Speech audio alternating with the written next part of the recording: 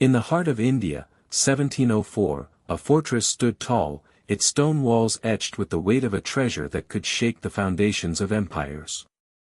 But the treasure was not gold or jewels. It was a secret so dangerous, it could topple empires. The air was thick with anticipation, the scent of gunpowder lingering in the air, a harbinger of the impending storm. The Maratha Empire, a powerhouse that spanned from the Arabian Sea to the Himalayas, was on the brink of collapse. The treasure, the secret to the empire's power, a secret so dangerous, it could topple empires. The year was 1704.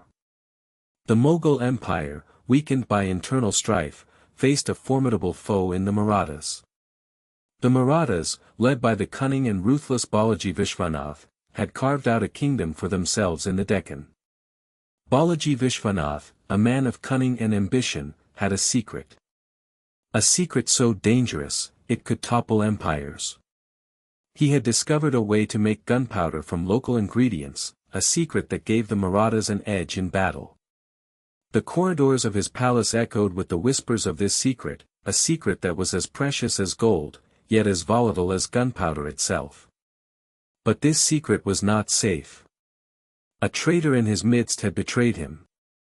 The traitor, a man named Kavishka, had sold the secret to the Mughals. Balaji Vishwan, learning of the betrayal, vowed revenge.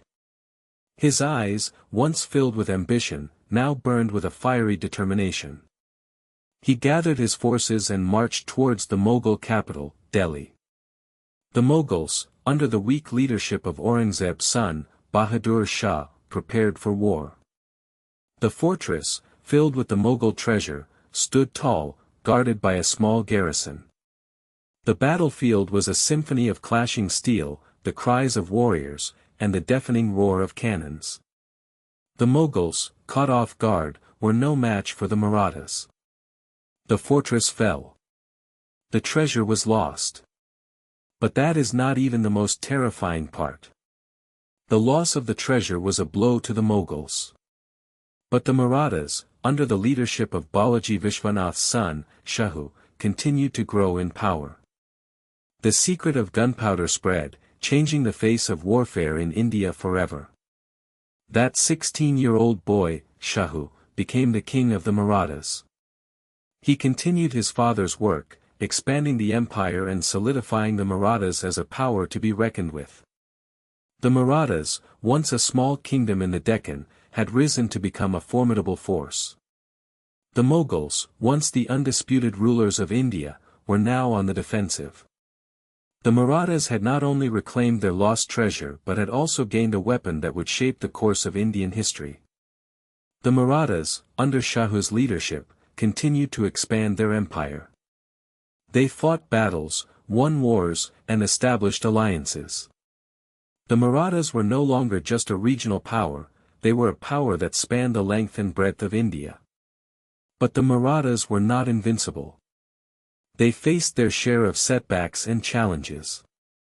They faced rebellions, betrayals, and internal strife. Yet, they persevered.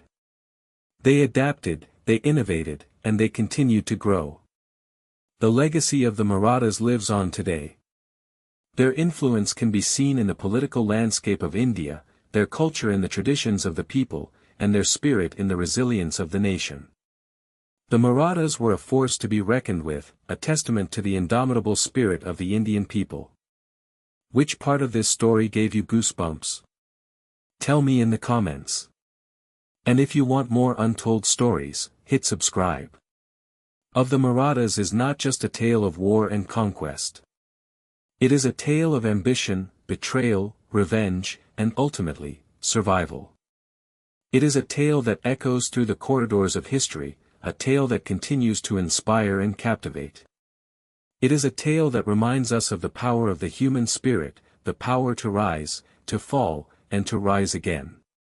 It is a tale that reminds us that we are not just passive observers of history. We are a part of it.